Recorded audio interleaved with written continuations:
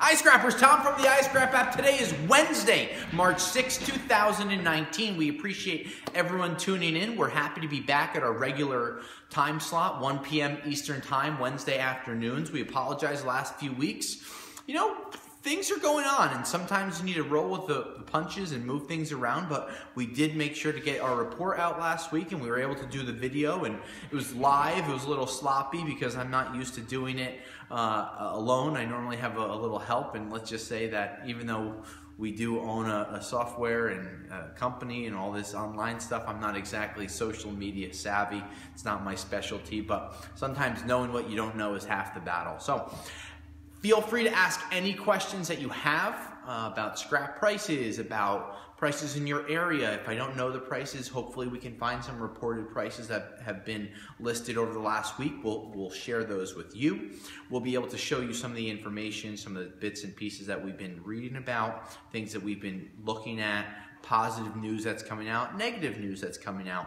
So like I said, Wednesday afternoon, 1 p.m. Eastern Time. If you're watching this live, feel free to give a shout out. Feel free to post prices, feel free to ask questions, and we're always here to kind of spit these things out as quickly and as efficiently as we can. So let's go right into everyone's favorite metal to talk about, and that's copper. So copper over the last week has been relatively flat. While it is down 2 cents today in the trading market, over the last 2 or 3 weeks it has been pretty stable.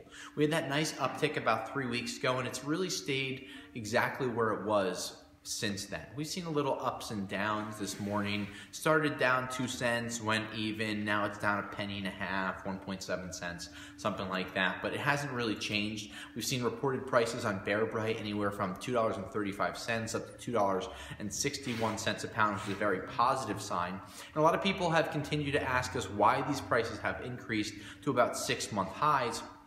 And that's because some of the news that has been coming out between the U.S. and the Chinese about these tariff negotiations that they have, which seem to be progressing much better than we could have anticipated.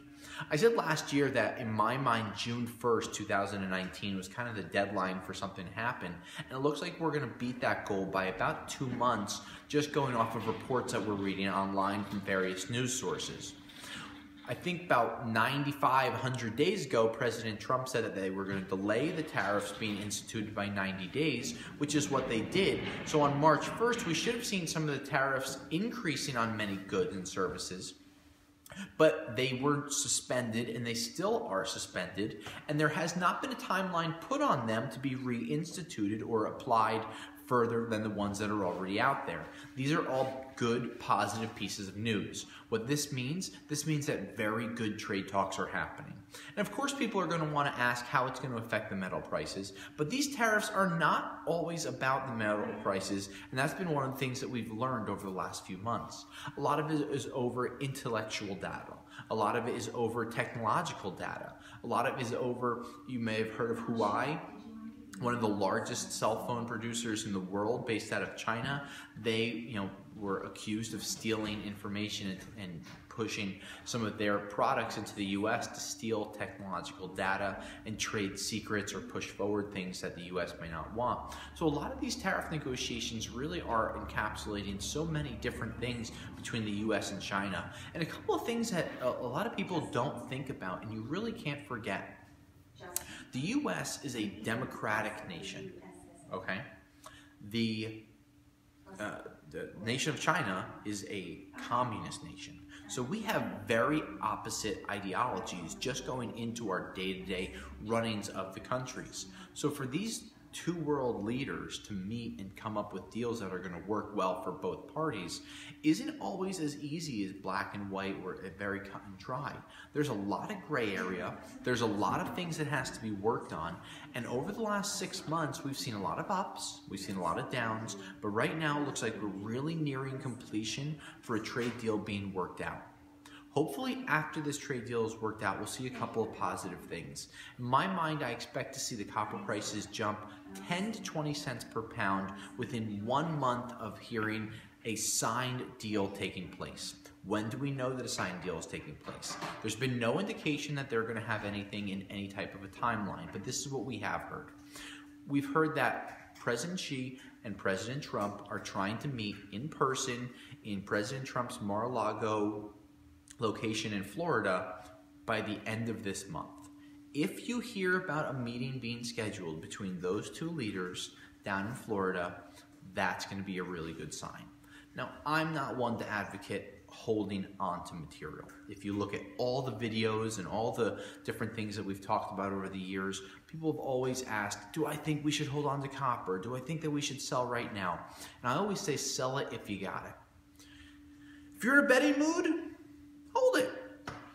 If you're not in a betting mood, continue to sell it. But if you do see a deal come into fruition in the next 4 to 6 weeks, I do expect the copper prices to rise. Virginia, we have a question? Kind of going along with what you're mentioning with copper. Okay. Rich asked, he's hearing about cars and tin going up $20 to $30 a ton this month. Have you heard the same? I did. I actually got a couple of price changes earlier today with light iron prices increasing, with a couple of heavy melt prices, HMSs, shreds, some busheling prices falling. So we've heard light iron prices being reported anywhere from $115 to $155 per ton. Hopefully we'll see that increase over the next 2 or 3 weeks. We found that it takes 2 or 3 weeks for some of these price increases to really trickle through into the reported prices that we see every day.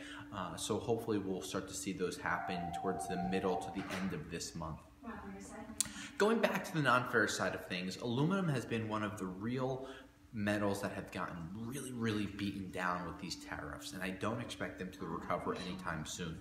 While a lot of the new production aluminum has really pushed to all-time high in prices because of the tariffs, we've seen the scrap aluminum market really taking a hit, and it does not seem to be showing any signs of life. We've seen the nickel market come back slowly, which has seen the stainless steel prices increase. We've seen the copper prices increase. We've seen some new avenues throughout the world open up for insulated copper wire to go through. But a couple of markets that we've seen real problems with has been the aluminum market and has been the electronics market. And these two markets have been very difficult to get a good grip on. So we're continuing to watch them and staying tuned to see what happens going forward, but we don't have an answer on them right now. So one non-ferrous metal that I'd like to talk about is palladium, and that has to do with the catalytic converter market. While we see dozens of people posting pictures and asking for quotes online through our scrap metal recycling group every week, we want to just talk about why these metals have really become so increased in value. Palladium has skyrocketed to all-time highs, and we've seen the catalytic converter market really increasing. Now, I talked to 3 different catalytic converter decanners. Those would be larger catalytic converter companies that are buying cats from scrapyards like myself, or larger scrapyards that are taking them, cutting them open, emptying the ceramic material or the foil material, metallic that's inside, into bags, and getting it refined to harvest the precious metals out of it. A lot of them are buying at a very strong price, but a lot of them have said the same exact thing. They're very scared because when they've seen prices increase the way that they have over the last 12 months, that generally doesn't last, and there's going to be some type of a decline. If you look at the gold prices over the last month, from hitting gold prices being around $1,360, $1,370 per ounce, this morning when I looked, prices were below $1,300 at $1,287 per ounce, dropping about 8%. So with those gold prices declining, which is a more often traded commodity and has a little more volatility in the trading market, that shouldn't be too much of a surprise, but a lot of these decanners and larger processors of the catalytic converter markets are really being very careful in the way that they buy right now. A lot of them will sell their material to get processed, and they don't get paid until the material is properly processed and they get a settlement report back 60 to 90 days later. They're scared because the material they're sending out today, or that they've sent out over the last 30 or so days, what happens if there's a large drop in the market, which some people are talking about? Now, this may not come today, this may not come tomorrow, or in the next 6 months, but anything that goes up as quickly as palladium prices have gone will most likely come down at some point, but the when is what we don't know. Now, of course, we're going to get to a level that these prices will kind of level off, similar to how copper has done. But there are always sporadic changes and increases and decreases that go on with any markets, whether it's the gas prices being at very low levels like they are today due to the U.S. constantly pumping out more oil than they have in the past. or it's gold prices ballooning because there's a lot of uncertainty in the stock market. You know, if the stock market did what it did back in 08 and dropped a tremendous amount, you could see gold prices reaching $1,700, $1,800, $1,900 per ounce again, because people generally invest in the prices and the metals. Virginia, can you turn that off? And the metals that are going to be a more stable market, where the palladium market could have a very quick pullback, and we don't know when or how that's going to happen, only watching it and paying attention to it as closely as we possibly can. So, steel prices, relatively strong. We've seen them reported. We saw some heavy melt prices reported anywhere from $150 to $237 per ton week over week. Strong market, good different places having material. We saw that storm hit in the northeast with a lot of the snow covering a lot of steel, so that might slow a few things down.